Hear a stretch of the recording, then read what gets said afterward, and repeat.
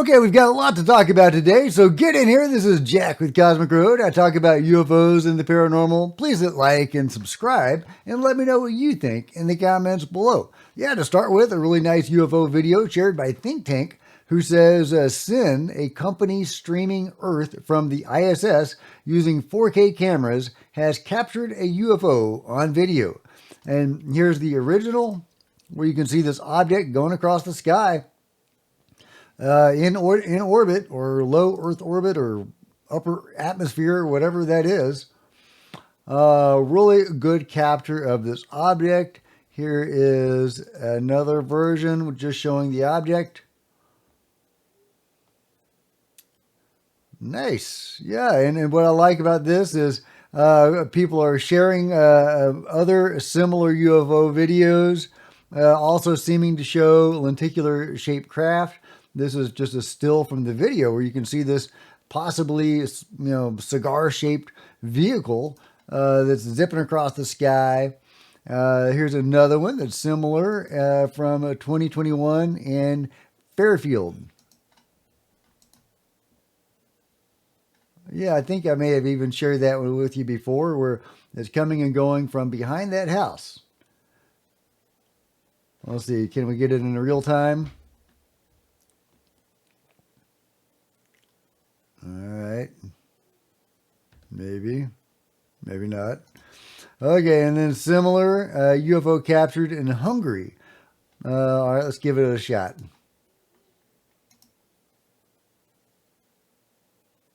Okay, nice. My head is probably blocking off the zoom in, but there you go. There we go. Look at that. Change of direction and everything. Look at that. That is a sweet capture. I got to see that again because I love how it changes direction. Yeah, John Bill from Real Florida UFO also has some lenticular, fast-moving UFOs that change direction, much like that. But this is really nice daytime sighting. Good stuff. Good stuff. Love it. Love it. All right, in other news, Mike Herrera, in his interview with Jesse Michaels, said something that others have talked about, but this is further corroboration that other countries have their own UFO crash retrieval and reverse engineering programs. Let's give a listen. I had an interesting meeting on Capitol Hill, and one of the things that was brought up by a particular gentleman who knows of what's going on, I'm not going to say who he is, what he was able to figure out and provide us during that meeting was Russia and China have their own retrieval teams of non-human intelligence, and they have their own technologies, reverse engineered. And they're pretty much on par with what we're doing. And it's to the point to where we, as in the United States assets that deal with this, have gentleman's agreement with both countries to say if we target and shoot down NHI, whatever team gets there first gets the prize. Whoever gets there first gets the prize, and their retrieval programs are on par with ours. Now, does that mean their reverse engineering and their other stuff is also on par with ours? I would expect not, because Russia has not had a continuous government all this time, and they've had various challenges, and China has only just gotten recently to the place where it currently is now. I was there 20 years ago or so to meet my wife's parents before we got married, and everybody was riding bicycles. Very few people had cars. Now everybody's got cars, totally different. The landscape in China has totally changed over the last 20 years or so. So it's hard for me to believe they would have had a sophisticated UFO program with their own craft and so on for all these years. But hey, you never know. You never know. Either way, it looks like they do have their own craft retrieval programs. And this is something that others have spoken about. Here's Ross Coulthard saying much the same thing. Now in the position where I say with 100% confidence that the United States and other countries have recovered non-human craft. There are intelligently crafted technologies that are in the possession of the US government, the Russian government, and the Chinese government, and possibly one or two other governments. Yeah, so other governments have this stuff. The question is, what have they done with it? We know the U.S. has ARVs, alien reproduction vehicles, that various people like Mike Herrera and many others have seen going back years. Do other countries have that as well? Kind of a key question, especially if things heat up, which they might. Hopefully it won't. But an interesting wrinkle in all of this is that sometimes the countries will work together. For example, Lance Corporal Weigand in the Peru case, where he was seeing that egg-shaped or tear-shaped UFO, and he came across it, performing his functions, securing a crash, but unaware that it was a UFO crash. And then the UFO control group sent some goons to actually arrest him and take him back to their base of operations, where he was able to see the multinational part of the program. There were Chinese people there back in the 90s. So really interesting that sometimes the UFO control group does work together. There is a multinational aspect of this that does work together. Sometimes they will compete with each other, whoever gets there first, like Mike Herrera said. So, does that vary over time? Are they sometimes friendly with each other and sometimes at odds with each other? Is there a continuous, effort to work together? How does that work? I would love to know your thoughts and theories about that in the comments below. Also, let me know, do you think other countries have functioning craft? Things could get spicy, guys. Things could get spicy. Meanwhile, Matt Laszlo is reporting on comments by HPSCI ranking member Jim Hines on David Grusch, who said, I took very seriously some of his allegations. Key Himes, after Matt asked him, David Grusch, ring a bell to you? Well, yeah. Okay, that's something. What do you make of one of your colleagues, Eric Burleson, hiring David Grusch on staff? Oh, I didn't know that was happening, Himes said. Okay, all right. Himes versus Grusch. I don't have particular thoughts on Grusch, Himes said. I took very seriously some of the allegations he had in Arrow and others investigated, and I don't see any evidence that there was any sweeping of things under the carpet. I asked specific questions about his specific testimony, and a lot of what he had was, first of all, hearsay, if you will. It wasn't his personal experience, and secondly, a lot of this is misrepresentation of real things. So Himes, being a denier of David Grusch and his material, saying it was all hearsay, which is nonsense. He was an investigator talking to witnesses and participants. When a detective interviews a witness, that's not hearsay. So, Himes, not saying anything really, helpful there. Christopher Sharp said Representative Himes is talking BS. Arrow investigated nothing because Dave gave them nothing. Yeah, so Arrow, if it did investigate anything, would only exist to obfuscate and suppress UFO information. So I kind of hope they didn't investigate any David Grusch stuff. But Jim Hines is willingly or unwillingly serving the interest of the UFO control group. I guess it would be helpful to know which it was. Meanwhile, Jake Barber is sharing a UFO video captured by his neighbors. He says, my neighbors took this. Interesting that he's not sharing his own, but maybe those are copyrighted or something, or they're waiting for their own, official video to drop.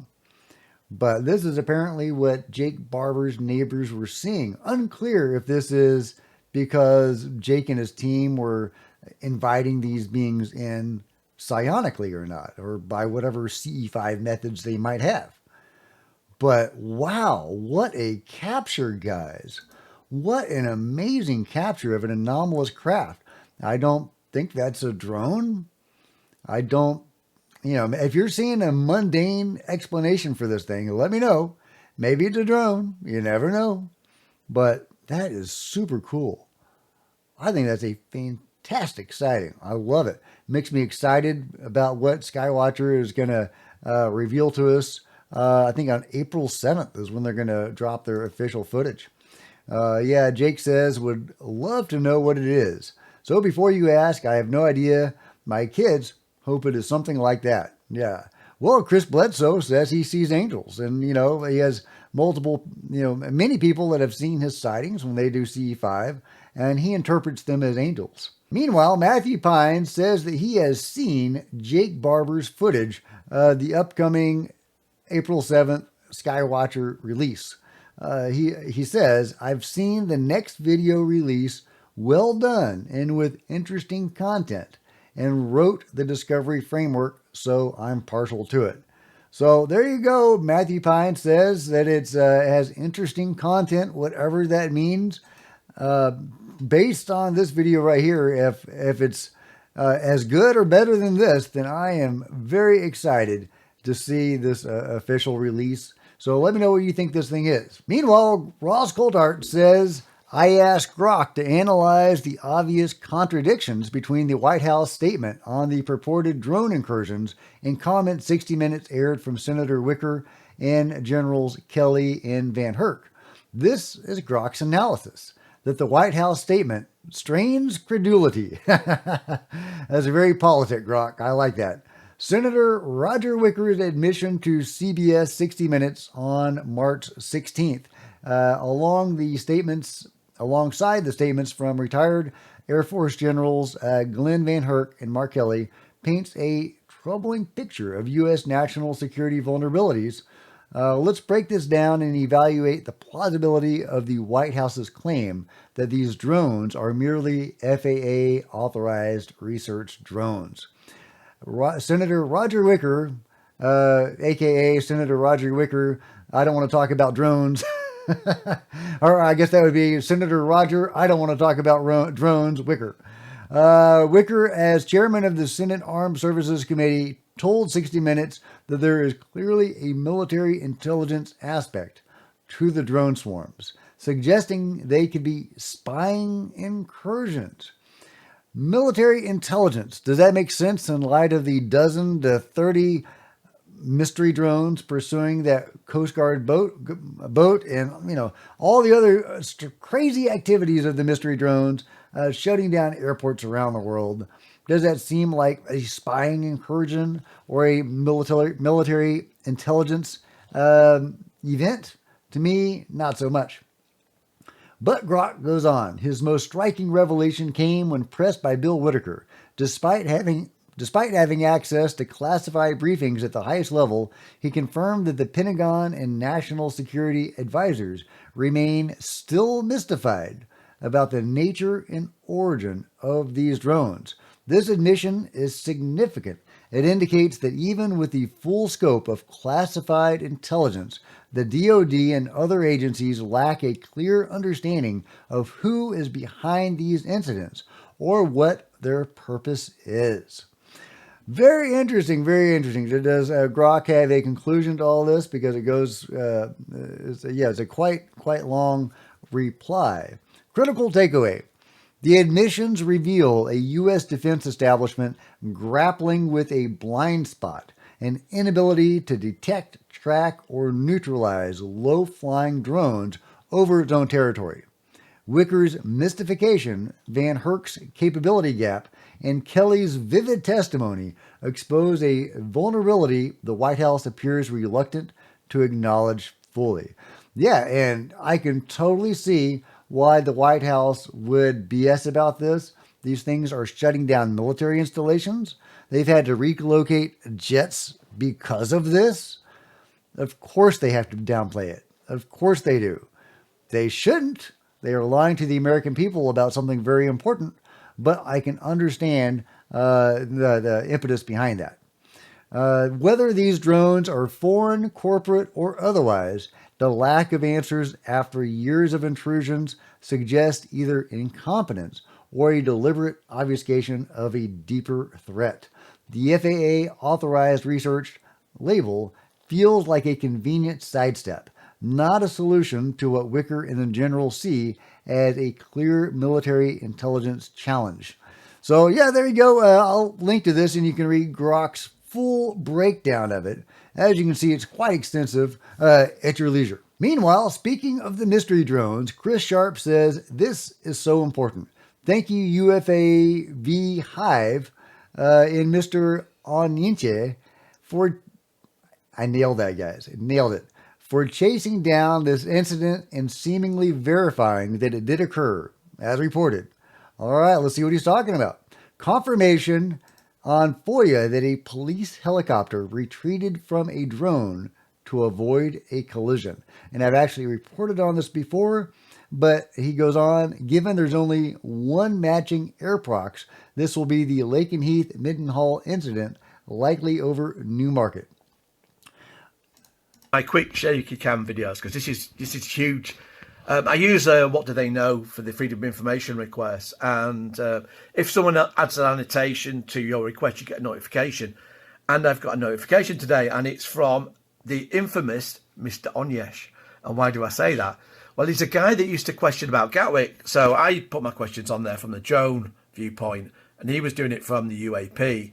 And obviously, to avoid duplication, I'd watch what he was doing, and he'd watch what I was doing. So we've got confirmation that the National Police Air Service helicopter did withdraw due to the drone coming close to them. So they feared for a collision. Now, okay, I'll let you watch the full video at your leisure, but there you go. Helicopter changing its plans because of fears of a collision with the mystery drone. They're shutting down airports. They're shutting down military installations. They are a potential hazard in the skies, which is why the airport shut down.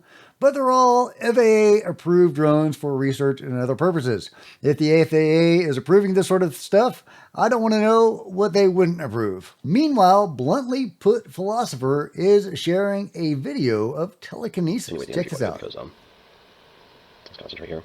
If I don't have the glass over it, I can actually make it spin pretty fast.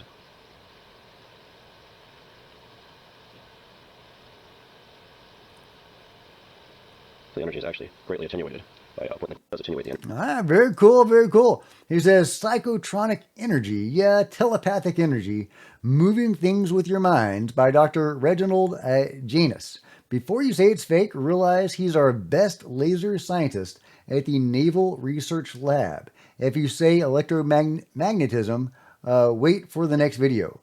And I guess proving that it's not electromagnetism, making that spin. Very intriguing. I have some personal, experience with this stuff. And telekinesis is real.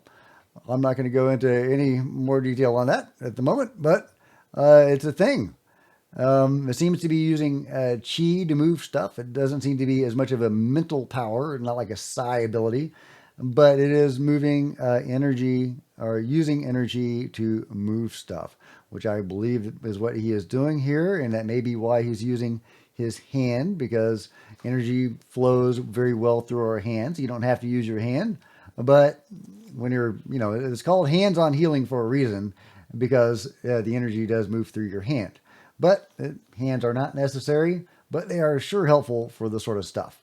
So a really great video, and further proof that telekinesis is real. But let me know what you think about it all in the comments below. And since everybody's sharing the Studio Ghibli memes, I've got to share this awesome AI video somebody made about what would happen if Studio Ghibli made Lord of the Rings. It's pretty sweet, guys. I like it. Whoever did this did a good job, and I'll link to this, and you can watch the full thing at your leisure. So let me know what you think about this awesome Studio Ghibli Lord of the Rings and everything else covered today in the comments below. Like and subscribe. Hit the bell to be notified of future videos. You don't want to miss a thing. Join me on social media, Facebook, Twitter, Discord, and Rumble, links below. Love to see you guys there. If you want to support Cosmic Road in a bigger way, consider grabbing a coffee mug or a t-shirt in the merch store below. If you like fantasy and science fiction novels, hey, those are the kind I write. You can go grab one of my books on Amazon or wherever books are sold. Here's my most recent one, The Bounty, book 1 of my sci-fi series, Cosmic Road. You can also become a channel member, because channel members are rock stars, and I really appreciate you guys' support. Thank you so much. Meanwhile, there are plenty of other videos on the channel, and I'll see you next time. This is Jack with Cosmic Road, signing out.